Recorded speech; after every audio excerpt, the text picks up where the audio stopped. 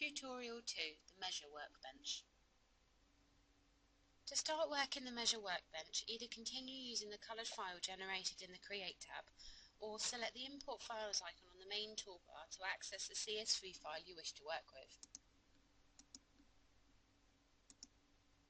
Generally, you should leave the Open With settings on default. And again, you can remove any unwanted files from the lower window by right-clicking the mouse button. Click on the coloured image file and drag it into the large window. You can toggle the 3D view on and off to allow better visualization of your model. Again, you can click and rotate and zoom in and out on your model, and use the viewing window toolbar to align your model or take a snapshot if you wish. This is only to view your model, as the other functions cannot be used while this is turned on. The invert function converts convex to concave and may be beneficial in some projects. As demonstrated in Tutorial 1, you can use the auto-rotate function to view the model vertically from above. You can also measure the distance between 2 points using the Measure tool and crop your model. There are 3 ways to crop in this workbench: rectangle, polygonal and contour. Using the rectangle crop tool on the main toolbar, click and drag to make your selection. Once you are happy with the crop area, use the scissor icon to crop the selection. The polygonal crop tool is ideal if you need to select an irregular shape. You can place as many points as you need until you click back on the first point to select your crop area.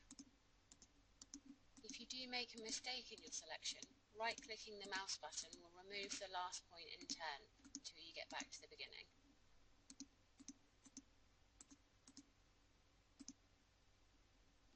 Again, once you are happy with your crop selection, use the scissor tool to crop the area. Cropping by contour allows you to select areas vertically by contour, enabling you to remove higher elevation areas. If you want to crop by contour, you will need to toggle the contours first. You can adjust the distance between the contours using the slider under the viewing window and dragging it left and right. This will change the number in the centre, and this is the distance between each of the varying contours.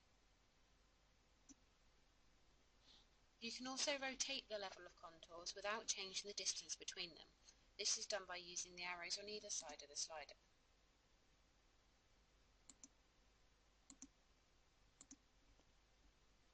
You can also set the contour of a particular point on your model to 0.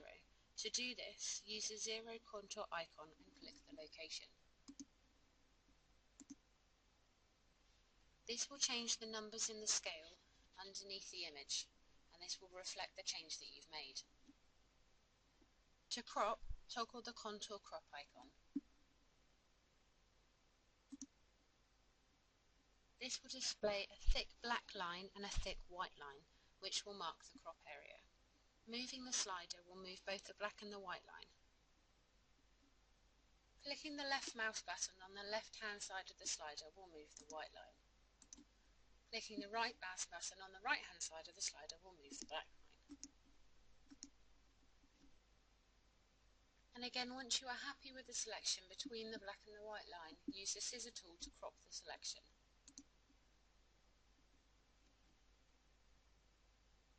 The colour map icon allows you to change the colour of the contours to suit your requirements.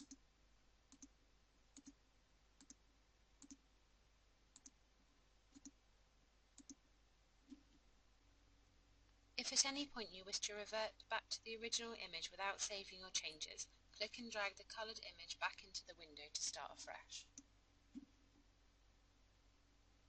You can save your work at any time as a new file using the Save As icon.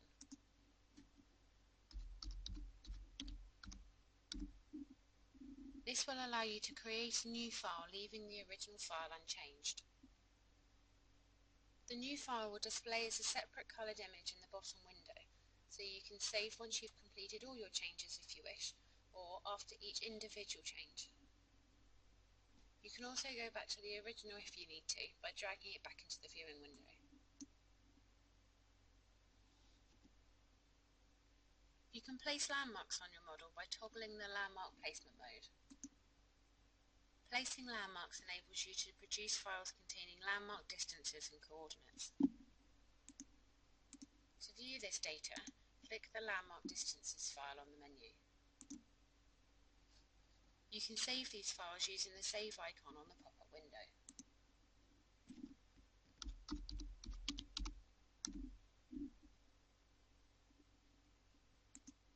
You can also remove all the landmarks by clicking the Delete All Landmarks button. It is possible to convert your model to black and white using the black and white conversion function. This can be adjusted in the same way as adjusting the contours using the left and the right mouse buttons.